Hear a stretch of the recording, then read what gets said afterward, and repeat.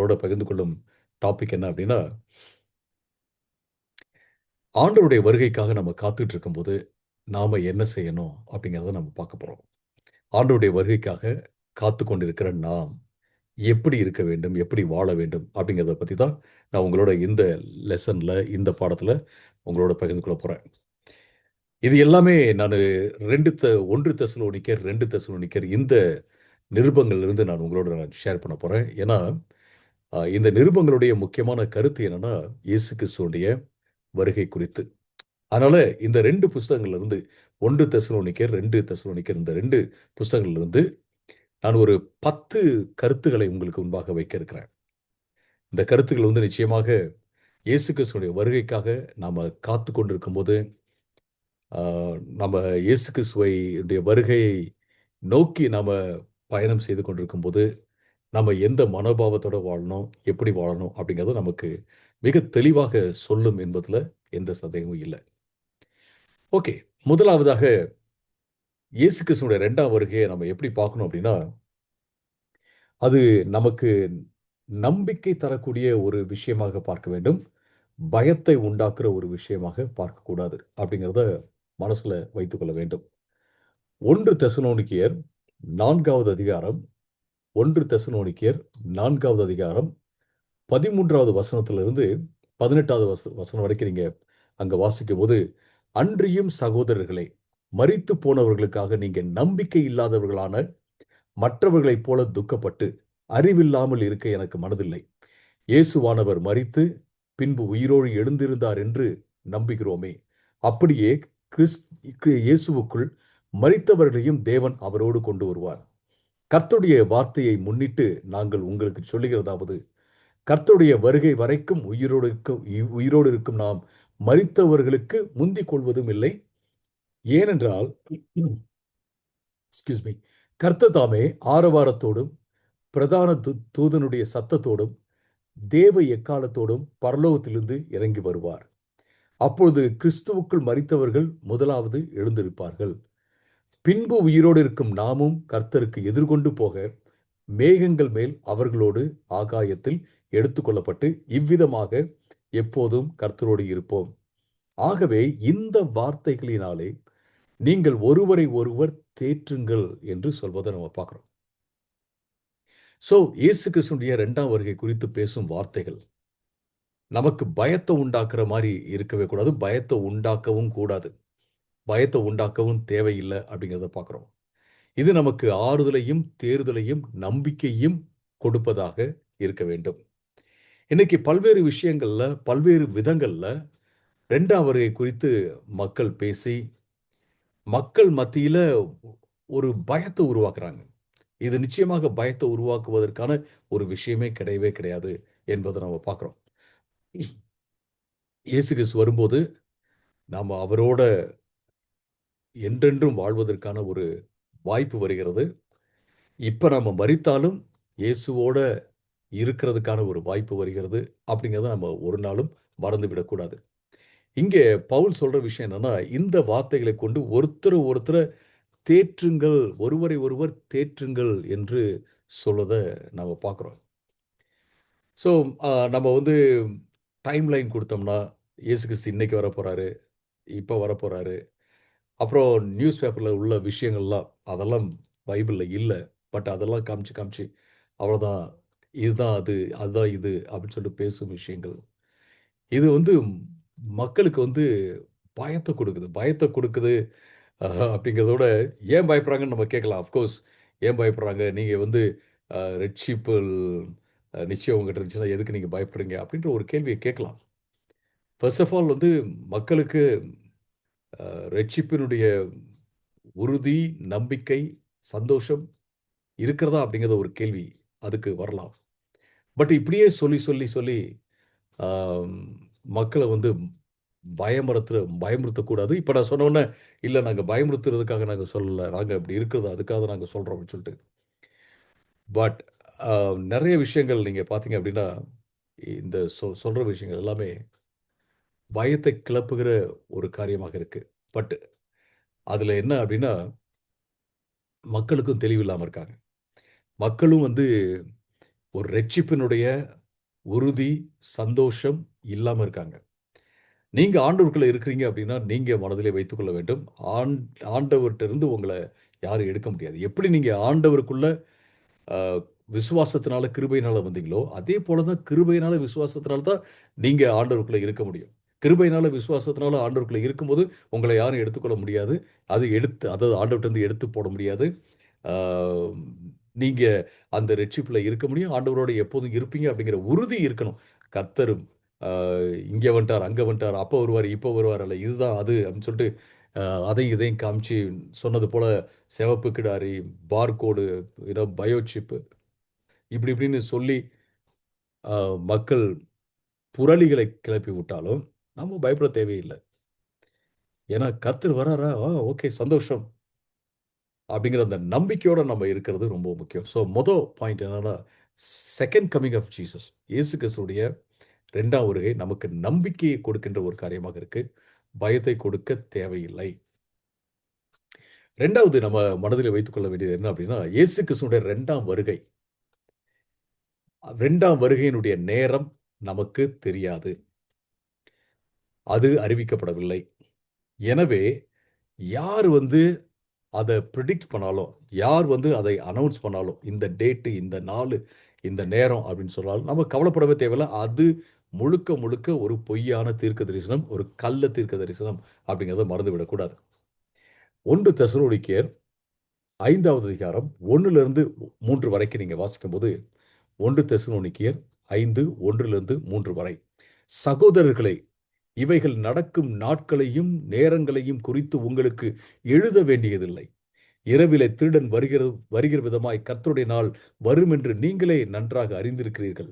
சமாதானமும் பாதுகாப்பும் உண்டென்று அவர்கள் சொல்லும்போது கர்ப்பவதியானவளுக்கு வேதனை வருகிறது போல அழிவு திடீரென அவர்கள் மேல் வரும். அவர்கள் தப்பி போவதில்லை என்று சொல்றத பார்க்கிறோம். இங்க பவுல் மிக தெளிவா சொல்றாரு. நாட்களையும் நேரங்களையும் உங்களுக்கு எழுத வேண்டியதே இல்லைன்னு சொல்றாரு. நீங்க அத குறித்து கவலையே பட தேவையில்ல. இயேசுவும் அப்படிதான் சொன்னார்.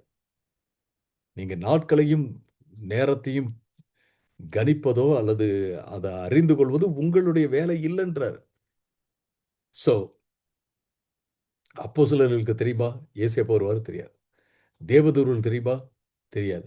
யூடியூப் தீர்க்கதரிசிகளுக்கு தெரியுமா? தெரியாது. யாருக்கும் தெரியாது. அப்ப யாராவது அ தீர்க்க தரிசனம் சொல்லி, இன்னைக்கு தான் இயேசு கிறிஸ்து வரப்போறாரு. இந்த டேட்ல தான் வரப்போறாரு அப்டின்னா நம்ப தேவையில்ல.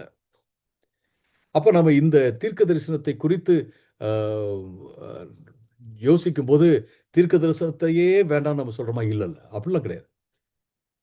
தீர்க்க தரிசனத்த நம்ம அலட்சியப்படுத்துறது இல்ல. பட் இந்த தீர்க்க தரிசனம் நிச்சயமாக ஒரு கள்ள தீர்க்க தரிசனம் அப்படித்தான் நம்ம பார்க்கிறோம்.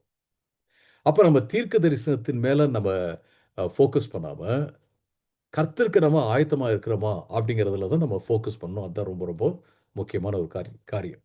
ஏன்னா இரவிலே திருடன் வருகிற விதமாய் கர்த்தருடைய நாள் வரும். அப்ப திருடன் வருவேன் அப்படின்னு சொல்லிட்டு வரமாட்டான். டக்குன்னு திடீர்னு வருவான். அதே போல தான் ஆண்டவருடைய வருகை வந்து திடீரென்று வரும். ஆனா, அதுக்கு முன்னாடி பல்வேறு அடையாளங்கள்லாம் ஆ நடக்கும் அப்படின்னு சொல்லிட்டு வேதவசனம் சொல்லுகிறது. அந்த அடையாளங்கள் நடப்பதை நாம பார்க்கலாம். பார்த்து அத குறித்து நம்ம பேசலாம். ஆனா, இன்னைக்கு தான் இயேசு கிறிஸ்து வருவாரு. இந்த நாள்ல, இந்த டேட்ல, அ இந்த நேரத்தில வருவாரு அப்படின்னு நம்ம சொல்லக்கூடாதுன்னு சொல்லி பார்க்கிறோம். அது நமக்கு தேவையில்ல. இன்ஃபாக்ட் இங்க இந்த இடத்துல பவுல் என்ன சொல்றார்ன்னா, அ நடக்கும் நாள்களையும், நேரங்களையும் குறித்து உங்களுக்கு எழுத வேண்டியதில்லை அப்படின்னு சொல்றாரு. எழுத வேண்டியதில்லை அப்படின்னா, அத குறித்து பேச தேவையில்லை. அதை குறித்து தீர்க்க தரிசனம் சொல்ல தேவையில்லை அப்படின்னு தான் அர்த்தம். அப்ப இன்னைக்கு வந்து சொல்கிற இந்த மாரி தீர்க்க தரிசனம் சொல்கிற கள்ள தீர்க்கதரிசிகளுக்கு நாம மிக எச்சரிக்கையாக இருப்பது மிக, மிக முக்கியமான ஒரு காரியம்.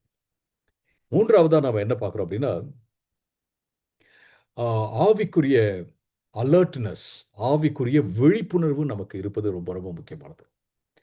கர்த்தருடைய நாள் வரப்போகிறது. 2ஆம் வருகை சீக்கிரம் வரப்போகிறது. அப்படிங்கிறத அறிந்து கொண்ட நாம, ஆவிக்குரிய ரீதியில விழிப்புணர்வு உள்ளவர்களாக நம்ம இருக்கிறது ரொம்ப, ரொம்ப முக்கியமான ஒரு காரியம். நீங்க அ 1 கொரிந்தியர் 1 தெசலோனிக்கேயர் 5, 4லிருந்து 8 வரைக்கும் நீங்க வாசிக்கும்போது, சகோதரர்களை, அந்த நாள் திருடனைப் போல உங்களை பிடித்துக் கொள்ளத்தக்கதாக நீங்கள் இருளில் இருக்கிறவர்கள் இல்லையே. நீங்கள் எல்லாரும் வெளிச்சத்தின் பிள்ளைகளும் பகலின் பிள்ளைகளுமாக இருக்கிறீர்கள். நாம் இரவிற்கும் இருளுக்கும் உரியவர்கள் அல்ல. ஆகவே மற்றவர்கள் தூங்குகிறது போல நாமும் தூங்காமல் விழித்துக் கொண்டு தெளிந்தவர்களாக இருக்க கடவோம். தூங்குகிறவர்கள் இரவிலே தூங்குவார்கள், வெறி கொள்ளுகிறவர்கள் இரவிலே வெறி கொள்ளுவார்கள். பகலுக்கு உரியவர்களாகிய நாமோ தெரிந்தவர்களாக இருந்து விசுவாசம், அன்பு எனும் மார்க்கவச்சத்தையும் ரட்சிப்பின் நம்பிக்கை என்னும் தலைக்கவசத்தையும் அணிந்து கொண்டிருக்க கடவோம்.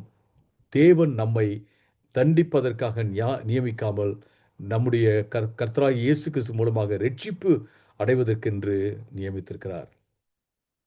ஸோ இங்க நம்ம ஆவிக்குரிய ரீதியில தெளிவுள்ளவர்களாக, தூங்குகிறவர்களாக இல்லை, தெளிவுள்ளவர்களாக இருக்க வேண்டும் அப்படிங்கிறத பார்க்குறோம். இந்த இருள் நிறைந்த உலகத்துல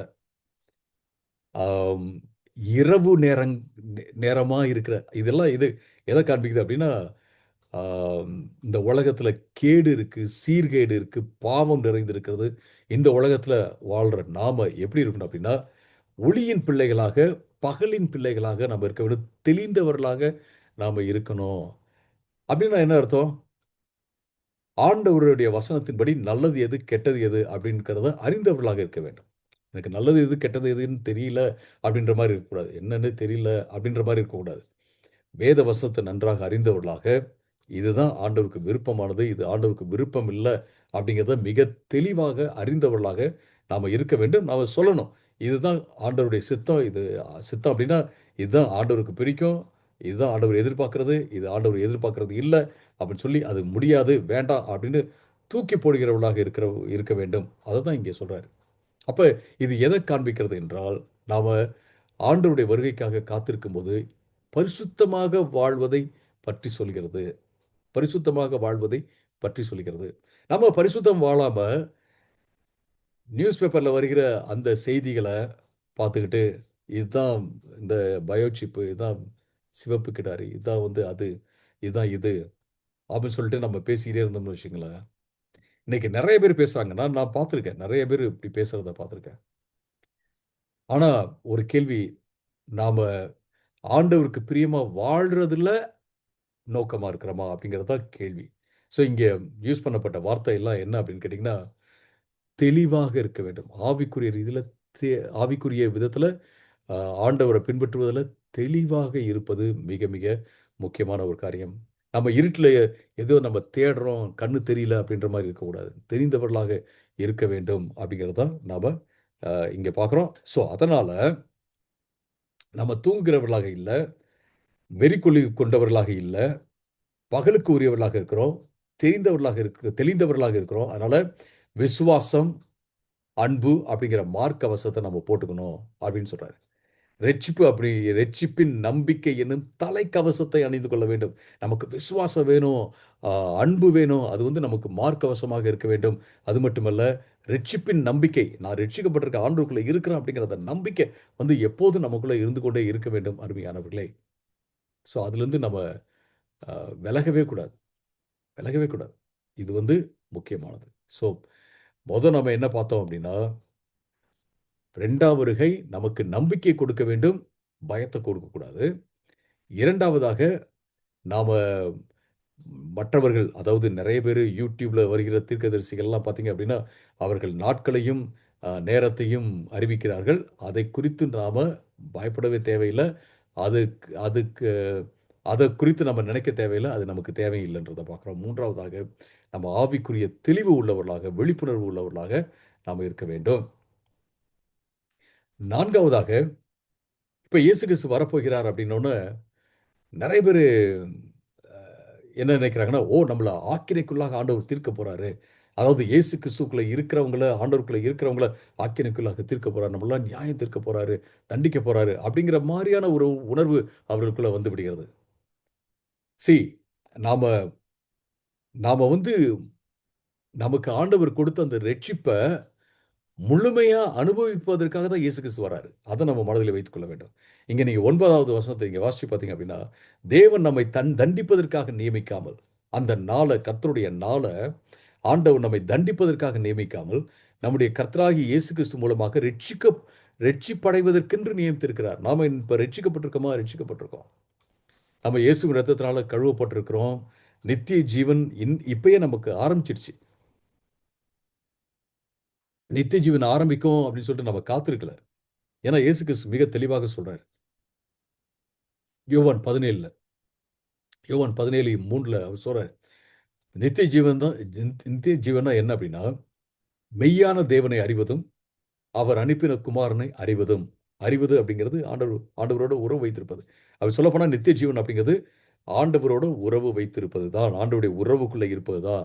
அ to be in union with God, to be in union with Christ. To be in relationship with God and to be in relationship with Christ.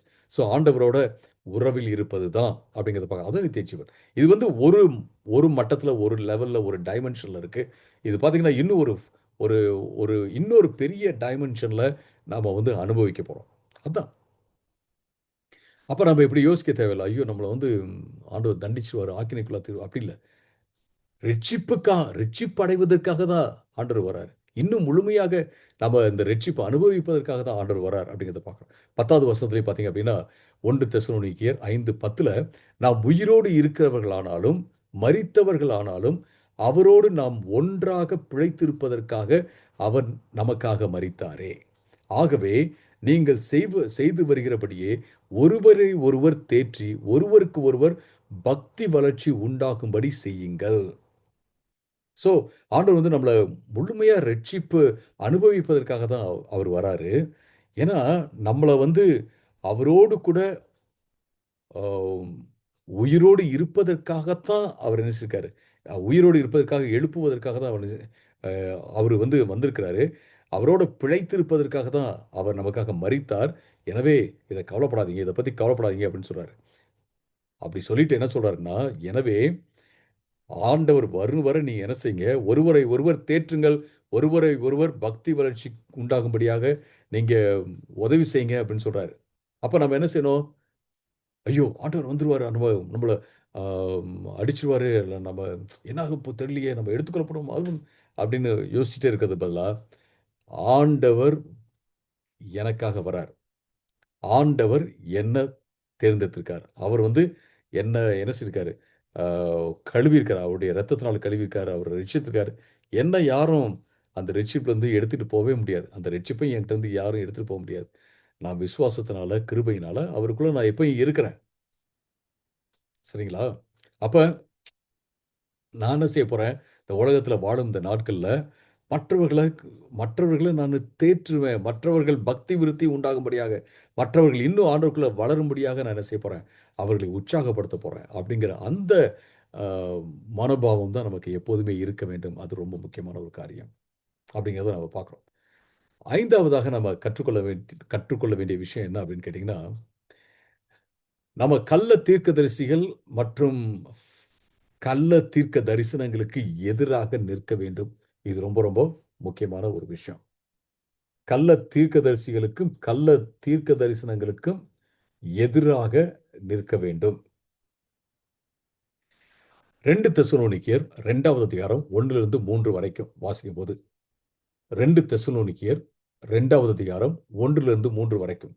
அன்றியும் சகோதரர்களே, நம்முடைய கர்த்தராகிய இயேசு கிறிஸ்துவின் வருகையையும், நாம் அவரிடத்தில் சேர்க்கப்படுவதையும் குறித்து நாங்கள் உங்களை வேண்டிக் கொள்கிறது என்னவென்றால், கிறிஸ்துவனுடைய நாள் வந்துவிட்டது என்று தீர்க்க தரிசனமாகவோ, எங்களுடைய வார்த்தையாகவோ, எங்களிடத்திலிருந்து கடிதம் வந்ததாகவோ சொல்லப்பட்டால், உடனே சஞ்சலப்படாமலும், கலங்காமலும் இருங்கள்.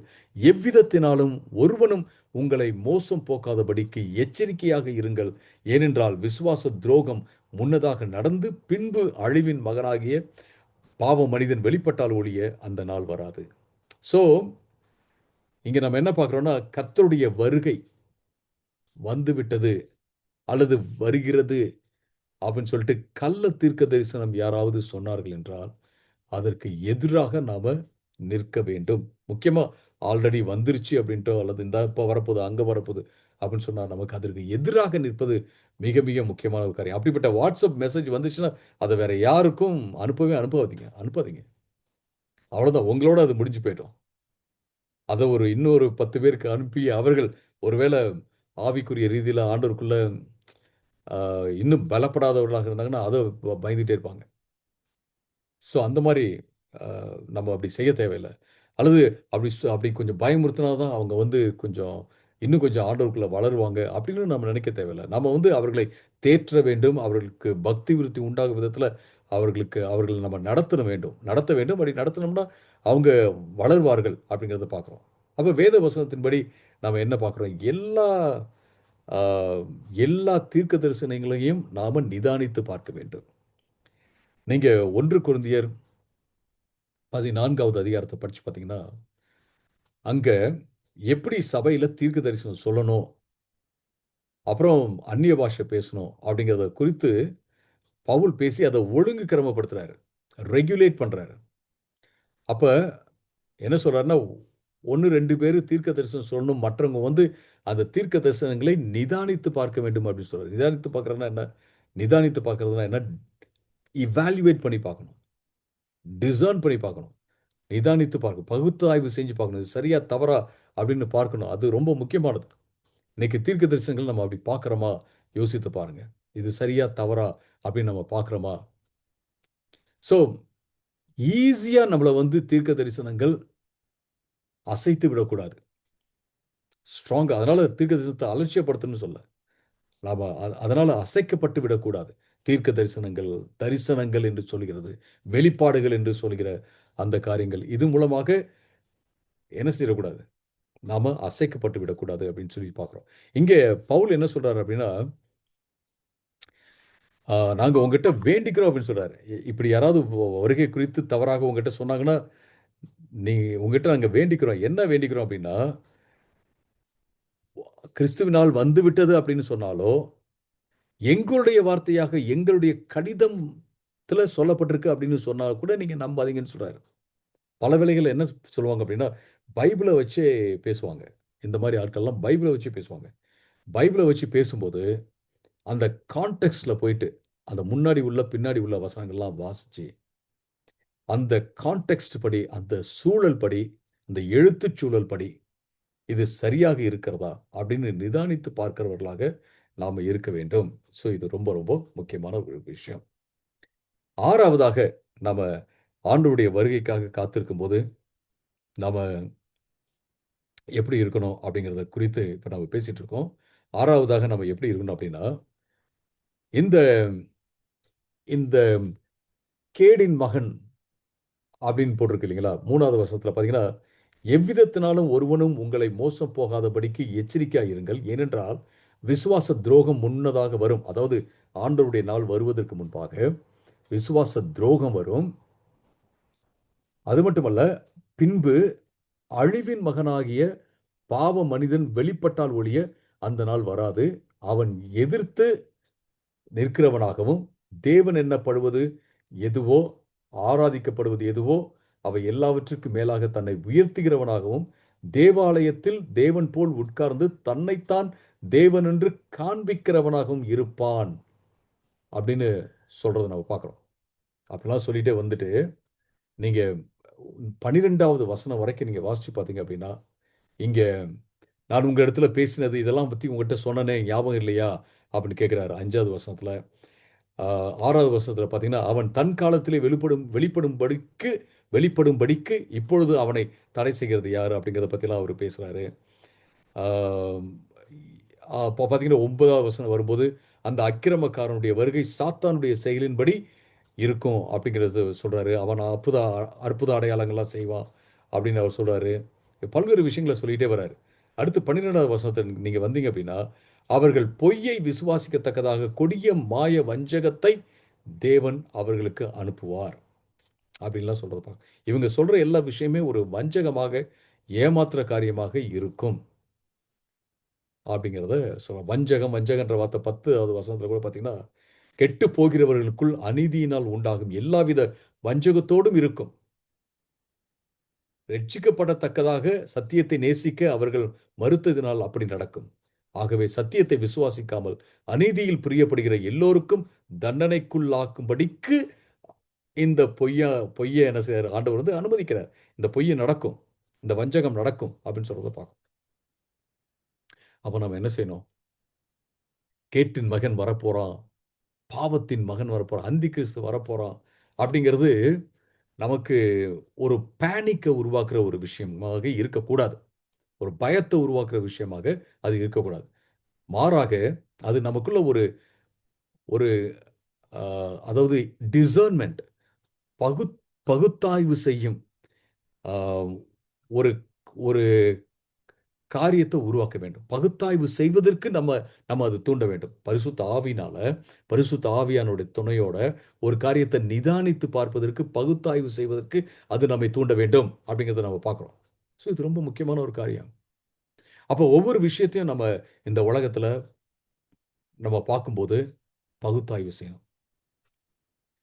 நம்ம ஸ்பெகுலேஷன் பண்ணிட்டே இருந்தோம்னு வச்சுக்கங்களேன், ஓ! இப்படியா, அப்படியா, இப்படியா, அப்படியா, அப்படியா அப்படின்ட்டு ஒரு இந்த அரசியல்வாதி இங்க வந்துட்டாரு. அப்புறம் இந்த இவர்தான் அந்தி கிறிஸ்து, இந்த போப்பு தான் அந்தி கிறிஸ்து, இவர்தான் ஆம் அடுத்தது வரப்போறான். துருக்கியுடைய பிரசிடென்ட்டாம். இந்த வேக்சின்ல ஒரு சிப்பு போடுறாங்களாம். அல்லது அப்படியாக்கும், இப்படியாக்கணும். இப்படியே நம்ம ஸ்பெகுலேஷன் பண்ணிக்கிட்டே இருக்கிறத விட, ஸ்பெகுலேஷன் சொல்ற வார்த்தை வந்து அ இந்த வீடியோ கேட்கிற ஒரு சில அ ஆட்களுக்கு வந்து அ அதாவது அவங்கள புண்படுத்துறதா இருக்கலாம். இப்ப ஸ்பெகுலேஷன் சொல்றேன்னா, பைபிள் வசனம் சொல்றது பைபிள் வசனத்துல பைபிள்ல இல்லாத எந்த காரியமுமே ஸ்பெகுலேஷன் தான். நாம வந்து யோசிக்கிறதா இருந்தாலும் பைபிள்குள்ள தான் நம்ம யோசிக்கணும். அத வெளியில யோசிக்கக்கூடாது. வெளில யோசிச்சோம்னா அது ஸ்பெகுலேஷன் தான். அது வந்து கற்பனை அ க கற்பனை தான் அப்படின்னு சொல்ல முடியும். ஸோ அப்ப நம்ம இந்த மாரி இந்த மாரி மெசேஜ் எது வந்தாலும் சரி, நீங்க யோசிக்கவே தேவையில்ல. அத யாருக்கும் பாஸ் பண்ணவும் தேவையில்ல. அத நீங்க டெலீட் பண்ணாலும் தப்பே கிடையாது. ஸோ நம்ம இந்த மாரியான வஞ்சகம் எங்க இருக்குது? வஞ்சிக்கிற காரியம் எங்க இருக்கு? இந்த வஞ்சிக்கிற ஆவிகள்லாம் எங்க இருக்கு? வஞ்சிக்கிற தீர்க்கதரிசி எங்க இருக்காங்கன்னு பார்த்து, நாம வந்து ஆய்வு செஞ்சு, நாம ஆண்டவருக்கு உண்மையாக இருக்க வேண்டும் ஒழிய, நம்ம இத பத்தி கவலையே பட தேவையில்ல அப்படிங்கிறத பார்க்கிறோம். ஸோ இது ரொம்ப ரொம்ப முக்கியமான ஒரு காரியம். ரைட். 7வதாக நம்ம என்ன பார்க்கிறோம்னா, ஆண்டவர் வந்து வரலாற்ற தன்னுடைய கட்டுப்பாட்டுல வச்சிருக்காரு. God is in absolute control of history. வரலாற்ற தன்னுடைய கட்டுப்பாட்டுல ஆண்டவர் வச்சிருக்காரு. எத்தனை பேர் நம்புறீங்க? ஆண்டவர் அனுமதிக்காம எதுவுமே நடக்காது. ஆண்டவர் அனுமதித்து காரியங்கள் நடக்கும். அந்தி கிறிஸ்து வரானா அப்படின்னாலும், அவன் ஆண்டவர் அனுமதிச்சா தான் அவன் வருவான். அனுமதிக்கும்போது வருவான். அவ்வளவுதான். ஸோ நம்ம வந்து கவலைப்பட தேவையில்ல. எல்லாமே ஆண்டவருடைய கட்டுப்பாட்டுல இருக்கு. அப்படிங்கிற அந்த நம்பிக்கையோட இருப்பது மிக, மிக முக்கியமான ஒரு காரியம். நீங்க அ தெசலோன் 2 தெசலோனிக்கர் 2வது அதிகாரம் 6, 7ல நான் வாசிச்சேன். அவன வந்து தடை செய்கிறது இன்னதென்று உங்களுக்கு தெரியும். அக்கிரமத்தின் ரகசியம் இப்பொழுதே இருக்கிறது, கிரியை செய்கிறது. ஆனாலும் தடை செய்கிறவன் நடுவில் இருந்து நீக்கப்படுவதற்கு முன்னே அது வெளிப்படாது. நாம இத பத்தி பேசணும் இல்லைங்களா? ஸோ தடை பண்றது யாரு? அப்படிங்கிறத நெறைய இன்டர்பிரேஷன்ஸ் இருக்கு. இந்த ஒரு சிலர் வந்து இத பரிசுத்த ஆவியானவர்ன்னு சொல்றாங்க. ஆ சபைன்னு சொல்றாங்க. ஸோ பரிசுத்த ஆவியானவராக இருந்தாலும், சபையாக இருந்தாலும், பரிசுத்த ஆவியானவர் வந்து எடுத்துக்கொள்ளப்பட்டு, இங்க உலகத்திலே இல்லாம போயி, அதனால தான் ஆ அந்தி கிறிஸ்து வருவான் அப்படின்னு இங்க சொல்லல. பரிசுத்த ஆவியானவர் வழி விலகி அவனுக்கு இடம் குடுப்பார். "ஓகேப்பா நீ போ" அப்படின்னு சொல்லிட்டு, அப்படி கொடுக்கும்போது என்ன செய்வான்? அவன் வருவான் அப்படிங்கிறத நம்ம பார்க்குறோம். அப்ப இது என்ன என்ன காண்பிக்குது அப்படின்னா, எந்த தீமையாக இருந்தாலும் சரி இந்த உலகத்துல, அது எல்லாமே ஆண்டவர் போட்ட வரம்புக்குள்ள, ஆண்டவர் போட்ட அந்த லிமிட்ஸ்குள்ள தான் அது நடக்க முடியும். ஏன்னா, ஆண்டவர் தான் எல்லாத்துக்கு மேலயும் அவர் சாவரீனா இருக்காரு. அவர் தான் சர்வ வல்லமை உள்ள தேவனாக இருக்கிறார். அப்படிங்கிறத நம்ம பார்க்கிறோம். ஸோ, ஆண்டவர் இயேசு கிறிஸ்துவினுடைய 2ஆம் வருகை நிச்சயமாக நடைபெறும். ஆம் சீக்கிரமாக அவர் வருவாரு. ஆனா, அது ஆண்டவருடைய கட்டுப்பாட்டுக்குள்ள இருக்கு. நாம அத பத்தி கவலைப்பட தேவையில்ல அப்படிங்கிறத நம்ம பார்க்கிறோம். அப்ப பயத்த கிளப்பி விடுற ஆட்கள், இந்த மாரி பல்வேறு நான் வெளிப்படுத்தின தாறுமாறாக வியாக்கியானம் செய்து பயமுறுத்துகிறவர்கள் நெறைய பேர் இருக்கிறாங்க இன்னைக்கு. அதுல ஒரு ஒரு சின்ன ஒரு ஒரு சில விஷயம் தான் ஒரு நம்ம பார்த்திருக்கிறோம். ஒரு சில ஒரு 2, 3 தான் நம்ம பார்த்துருக்கோம். இன்னும் நெறைய இருக்கு.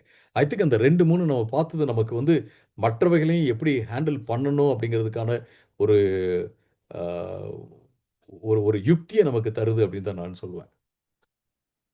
ஸோ கர்த்தர் சகலத்தையும் இந்த உலகத்துல நடக்கிற எல்லா நிகழ்வுகளையும் தன்னுடைய கட்டுப்பாட்டுக்குள்ள வச்சுருக்காரு. எனவே நாம கவலைப்பட தேவையில்ல. 8வதாக நம்ம என்ன பார்க்கிறோம் அப்படின்னு கேட்டீங்கன்னா, இயேசு கிறிஸ்துவோட 2ஆம் வருகை, நாம இன்னும் ஆண்டவருக்குள்ள உறுதியாக இருப்பதற்கு நம்மை அழைக்கிறது அப்படிங்கிறத நம்ம பார்க்கிறோம். இங்க 2 தெசலோனிக்கேயர் 2வது அதிகாரம் 15வது வசனத்துல 2 தெசலோனிக்கேயர் 2வது அதிகாரம் 15வது வசனத்துல, ஆகவே சகோதரர்களே, நீங்கள் உறுதி கொண்டு வார்த்தையினாலாவது, கடிதத்தினாலாவது உங்கள் நாங்கள் உங்களுக்கு உபதேசித்த முறைமைகளை கைக்கொள்ளுங்கள். அப்ப நம்ம இன்னும் ஆண்டவருக்குள்ள ஸ்திரப்படுவதற்கு இது ஒரு நல்ல வாய்ப்ப குடுக்குது. அது மட்டுமல்ல, உறுதி கொண்டு வார்த்தையினாலாவது, கடிதத்தினாலாவது நாங்கள் உங்களுக்கு உபதேசித்த காரியங்கள். ஆண்டவர் நமக்கு வேத புஸ்தகத்தின் மூலமாக உபதேசிக்கும் காரியங்கள்ல உறுதியாக இருப்பதற்கு உறுதியாக இருப்பதற்கான நேரம். அப்ப உபதேசம் அப்படிங்கிறது ரொம்ப ரொம்ப முக்கியம். உபதேசம் ரொம்ப ரொம்ப இம்பார்ட்டன்ட். சும்மா பிரசங்கம் மட்டும் இல்ல. உபதேசம், டீச்சிங் வந்து ரொம்ப ரொம்ப முக்கியமானது அப்படிங்கிறத பார்க்கிறோம். நியூ ரெவலேஷன்ஸ் கிடையாது. எந்த நியூ ரெவலேஷன்ஸும் கிடையாது. வெளிப்பாடுகள் கிடையாது. புது வெளிப்பாடுகள் கிடையாது. நம்ம நம்ம வேணா புது விதத்துல நம்ம புரிஞ்சுக்கலாம். புது வெளிச்சங்கள் என்ன என்ன சொல்லுவாங்க அப்படின்னு கேட்டீங்கன்னா, no new revelations but there could be new illuminations. நம்ம புது வெளிச்சம் இருக்கு. நம்ம ஒரே வசனத்த நம்ம படிக்கும்போது பார்த்தீங்க அப்படின்னா, ஆ நமக்கு ஒரு புரிதல் வரும். அன்னைக்கு ஆ ரொம்ப வருஷங்களுக்கு முன்பாக நான் தமிழ்ல திருவிருந்தை குறித்து வாசிச்சுட்டு இருக்கும்போது, 1 கொரிந்தியர் 11வது அதிகாரத்துல அங்க பவுல் சொல்றாரு, "நீங்க தங்கள் சாப்பாட்ட கொண்டு வரீங்க" அப்படின்ற மாரி தமிழ்ல பேசுறாரு. தமிழ்ல டிரான்ஸ்லேஷன்ல அப்படி இருக்கு. உங்களுடைய போஜனத்த நீங்க என்ன செய்றீங்க? எடுத்து போய் சாப்பிடுறீங்க ஃபர்ஸ்ட்டு. மற்றவங்கள குறித்து அ அ நீங்க நினைக்க மாட்டேன்றீங்க அப்படின்ற அந்த வார்த்தை வந்து ரொம்ப வருஷத்துக்கு முன்னாடி நான் அத படிக்கும்போது, எனக்கு புதுசா நான் அந்த அந்த அதிகாரத்த பலமுறை படிச்சிருக்கிறேன். திடீர்னு எனக்கு ஒரு வெளிச்சம் என்ன உங்களுடைய போஜனத்த த ஒவ்வொருத்தனும் தன் போஜனத்த அப்படின்னு போட்டிருக்கு. என்னடா அது? அப்படின்னு நான் வாசிக்கும்போது, இன்னும் மற்ற டிரான்ஸ்லேஷன்ஸ்லாம் வாசிக்கும்போது, அப்புறம் சில காமெண்ட்ரீஸ வாசிக்கும்போது தான் எனக்கு புரிஞ்சுச்சு. அந்த காலத்தில அ அந்த ஒரு ஒரு ஹவுஸ் மீட்டிங்க்கு வரும்போது, அவர்களும் சாப்பாடு கொண்டு வந்தாங்க. தாங்கள் சாப்பாட கொண்டு வந்தாங்க. அப்ப வசதி உள்ளவங்க, அவங்க தங்கள் சாப்பாட கொண்டு வந்து, அவங்கவங்க சாப்பிட்டு, அவங்க யார் கூடயும் ஷேர் பண்ணாம என்ன செய்றாங்க, உட்கார்ந்திருக்கிறாங்க. மற்றவங்க வரவங்களுக்கு அங்க சாப்பாடு இல்ல அப்படிங்கிறத தான் அவரு என்ன செய்றாரு, அங்க பேசுறாரு. அங்க பவுல் வந்து அத பத்தி தான் பேசுறாரு. அது வந்து ஒரு ஒரு வெளிச்சம். அது என்னமோ அது வந்து ஒரு புது வெளிப்பாடு கிடையாது. வெளிப்பாடு அப்படின்னா, அ நியூ ரெவலேஷன் கிடையாது. நமக்கு வந்து வேத புஸ்தகம் வந்து ஒரே ரெவலேஷனாக, ஃபைனல் ரெவலேஷனாக நமக்கு இருக்கிறது அப்படிங்கிறத பார்க்கிறோம். இத தாண்டி வேதத்தில இல்லாத நம்ம நம்ம எனக்கு வந்து ரெவலேஷன் ஒரு வெளிச்சம் கிடைச்சுச்சு அப்படின்னு யாராவது சொன்னாலும் கூட, ஒரு வேள அந்த வார்த்தைய யூஸ் பண்ணாலும் கூட, அந்த அந்த வெளிச்சமோ அல்லது ரெவலேஷனோ வேத புஸ்தகத்தின் ரெவலேஷனோட ஆண்டவருடைய செல்ஃப் ரெவலேஷன் ஆண்டவர் தன்னை வெளிப்படுத்தும்படியாக இந்த வேத புஸ்தகம் கொடுத்துருக்கார்.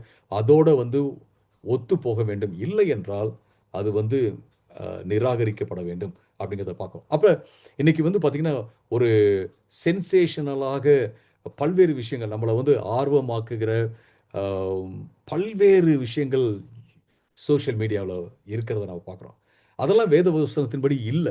ஆனா ஒரு செகண்ட் கமிங் அத பத்தி, இத பத்திலாம் பேசுறாங்க. பட் அதுக்குள்ள நம்ம போயிறக்கூடாது. அந்த மாரியான ஒரு ஸ்பெகுலேஷன் நமக்கு தேவையில்ல. ஆண்டவருக்குள்ள நம்ம உறுதியாக இருப்பது தான் ரொம்ப இம்பார்ட்டன்ட் அப்படிங்கிறத நம்ம பார்க்குறோம்.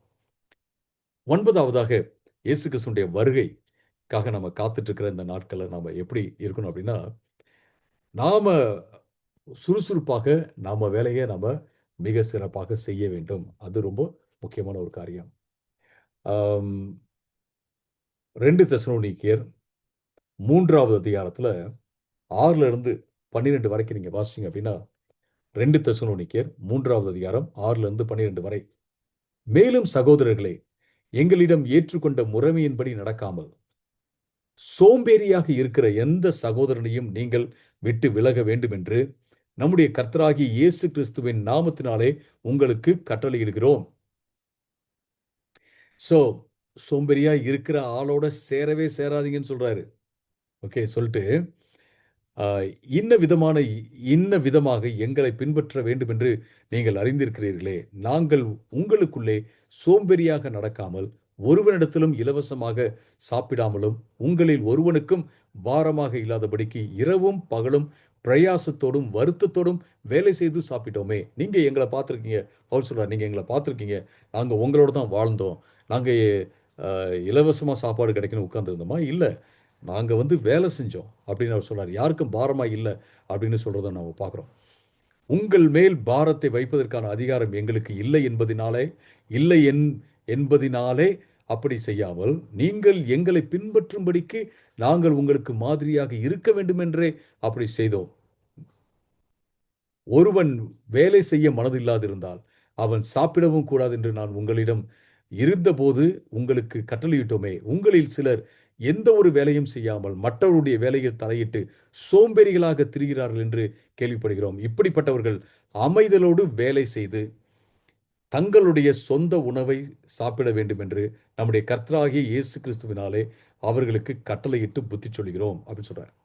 ஸோ 2ஆம் வருகையை பற்றி பேசுகிற பவுல் இந்த இடத்துல 2ஆம் வருகையை பேசிட்டே இன்னொரு காரியத்தை சொல்றார். என்ன அப்படின்னா, 2ஆம் வருகைக்காக காத்திருக்கிற நாம என்ன செய்யணும்? வேலை செய்யாம மற்றவங்க சம்பாதிக்கிற அந்த சம்பாதித்ததை வச்சு சாப்பிட்டுட்டு இருக்கக்கூடாது. நாம வேலை செய்யணும், வேலை செஞ்சு சாப்பிடணும். இன் இன் இன் அதர் வேர்ட்ஸ் இந்த இடத்துல அவர் என்ன சொல்றாரு அப்படின்னு கேட்டிங்கன்னா, நீங்க மற்றவங்க வேலையில தலையிடாம, மற்றவங்க வேலைய தலையிட்டு இன்னைக்கு இதெல்லாம் பார்த்தீங்கன்னா, அவங்க வேலையை செய்ய மாட்டாங்க. மற்றவங்க வேலையில தலையிடுவாங்க. தலையிட்டு சோம்பேறிகளாக திரிகிறார்கள் என்று கேள்விப்படுகிறோம். அவங்க என்ன செய்யணும் அப்படின்னா, இப்படிப்பட்டவர்கள் அமைதலோட வேலை செய்து அப்படிங்கிற வசனத்தை நீங்க ஆங்கிலத்தில் பார்த்தீங்கன்னா, அவர்கள் they should mind the business. அவங்க வந்து அவங்க வேலையை பார்க்கணும். நம்ம சொல்றோம் இல்லைங்களா, மைண்ட் யுவர் பிஸ்னஸ் அப்படின்னு சொல்றோம்ல. ஸோ அதே போல இந்த இடத்துல அவர்கள் தங்கள் வேலையை ஒழுங்காக பார்க்க வேண்டும் என்று சொல்லி இந்த இடத்துல பவுல் சொல்றதை நம்ம பார்க்குறோம். ஸோ இது ரொம்ப இம்பார்ட்டண்டான விஷயம். ஆண்டவருடைய வருகைக்காக காத்திருக்கிற நம்ம என்ன மாதிரி வேலை செஞ்சா மக்களுக்கு பிரயோஜனமாக இருக்கும் அப்படின்னு சொல்லி பார்த்து நமக்கும் நம்ம உதவி செஞ்சுக்கணும், மற்றவங்களுக்கும் உதவி செய்யணும். அப்படிப்பட்ட ஒரு வாழ்க்கை வாழ்வது மிக முக்கியமான ஒரு காரியம். அடுத்ததாக இதை நான் சொல்லி முடிச்சிடுறேன். 10வது காரியம், நாம எப்படி வாழ வேண்டும், ஆண்டவருடைய வருகைக்காக காத்திருக்கிற நாம எப்படி வாழ வேண்டும் அப்படின்னு பார்க்கும்போது, நாம எல்லாத்தையும் ஒட்டுமொத்தமா சேர்த்து நான் சொல்லப்போனால், நாம் மற்றவர்களை தேற்றுகிறவர்களாக, ஆறுதல் அளிப்பவர்களாக, மற்றவர்களுக்கு பக்தி விருத்தியை உண்டாக்குகிறவர்களாக நாம் இருக்க வேண்டும். மற்றவங்களுக்குள்ள விசுவாசத்தை வளர்ப்பவர்களாக இருக்க வேண்டும். அன்பை வளர்ப்பவர்களாக இருக்க வேண்டும். நம்பிக்கையை கொண்டு வருகிறவர்களாக நாம் இருக்க வேண்டும் அப்படிங்கிறத பார்க்குறோம். ஸோ நாம் தொடர்ந்து ஆண்டவருக்குள்ள இருந்து நம்ம வாழ்வோம். டேட் செட்டிங் தேவையில்லை, பயம் தேவையில்லை, கன்ஸ்பிரசிஸ் தேவையில்லை, ஸ்பெக்குலேஷன் தேவையில்லை, கற்பனைகள் தேவையில்லை. எது தேவை? ஆண்டவருக்கு உத்தமமாக வாழணும், ஆண்டவர் அன்பு செலுத்தணும், மற்றவர்களை உற்சாகப்படுத்தணும், மற்றவர்களை பக்தி விருத்திகளை நடத்தணும், நம்பிக்கையோடு இருக்கணும். நமக்கு ஆண்டவர் என்ன காரியத்தை செய்ய இந்த உலகத்தில் அழைப்பு கொடுத்துருக்காரோ அந்த காரியத்தை திறம்பட செய்து மற்றவங்களுக்கு நம்ம யூஸ்ஃபுல்லாக இருக்கணும். மற்றவங்களுக்கு நம்ம உதவி செய்யணும். நமக்கு நாம் என்ன செய்யணும்? நம்ம உதவி செய்து கொள்ள வேண்டும் அப்படிங்கிறத பார்க்குறோம். ஐ ஹோப் இந்த வார்த்தைகள் நிச்சயமாக உங்களுக்கு பிரயோஜனமாக இருக்கும் என்று நான் விசுவாசிக்கிறேன். கர்த்தர் ஆசீர்வதிப்பாராக.